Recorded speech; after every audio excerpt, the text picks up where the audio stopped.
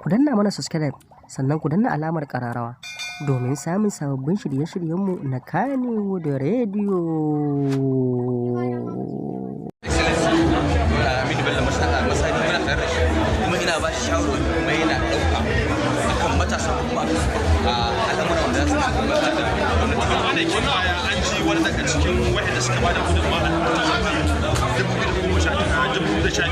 ya fito yana korafin kan irin alƙawarkan da 'yan siyasa suka bugu cikawa da kalli wannan korafin da daga cikin biya ya to dama kasan shi al'amari na ubangiji aiki alƙawari yana da wata wahalar cikin ko ba gaskiya ba ita siyasa dama an mutu wannan tambarin amma tun da abu ne wanda ya riga ya zo wanda dole sai an yi shi babu yadda za a yi dole kai mai zaɓe sai kai kai zaɓe sannan dole su masu neman mulki sai sun fito su yi amma a masana'antar ku akwai wani gudunmawa da kuke samu bisa da yan uwa.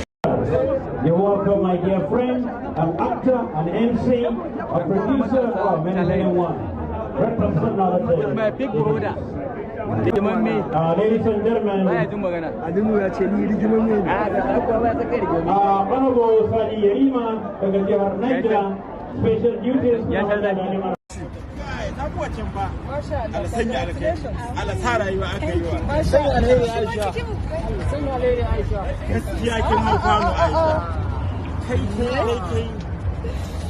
Na gode sosai mai aiki. Congratulations to you, my auntie. Thank you.